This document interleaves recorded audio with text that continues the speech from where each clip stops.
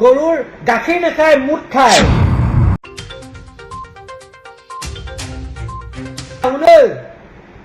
আমি মুছলমান হয়, আৰু মুছলমানে কেৱল আল্লাহলৈ ভয় কৰে, মানুহলৈ ভয় কৰা ভকত মুছলমান নহয়। গম পালি নাই?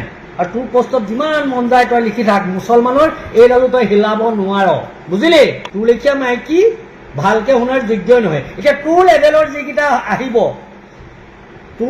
যিকেইটা আহিব, যিকেইটাই গৰুৰ গাখীৰ নাখায়, মুঠ খায়, আৰু গৰুৰ পোৱালিটোও গম পায়, একদিনীয়া পোৱালিটোও গম পায় যে গৰুৰ গাখীৰ খাব লাগে, সি গৈ পেলাই গৰুৰ স্তনত গৈ পেলাই গাখীৰ খায়, পাছফালে আহি গৰুৰ মুঠ নেখায়। আৰু এতিয়া সেই গৰু মুঠ খোৱাকেইটাই আহিব ইয়াত কমেণ্ট কৰিব, আহিবি কমেণ্ট কৰিবি, বায়েৰক বেয়াকে কৈছো তহঁতৰ।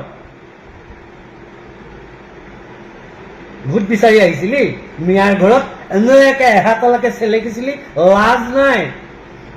ভোট নিদিলে কাৰণে এতিয়া বলিয়া লিখাকে জিতি বকি আছ, হা?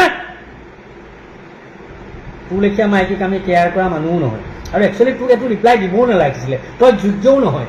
কিন্তু কিছুমান কথাত নোৱাৰো, তাৰমানে কিছুমান কথাত নোৱাৰো, আৰু একেবাৰে নেমাতিলেও মানুহে ভীৰু বুলি ভাবে। গৰুৰ পোৱালিটোও গম পায়, একদিনীয়া পোৱালিটোও গম পায় যে গৰুৰ গাখীৰ খাব লাগে, সি গৈ পেলাই গৰুৰ স্তনত গৈ পেলাই গাখীৰ খায়, পাছফালে আহি গৰুৰ মুঠ নেখায়। আৰু এতিয়া সেই গৰু মুঠ খোৱাকেইটাই আহিব ইয়াত কমেণ্ট কৰিব, আহিবি কমেণ্ট কৰিবি, বায়েৰক বেয়াকে কৈছো তহঁতৰ।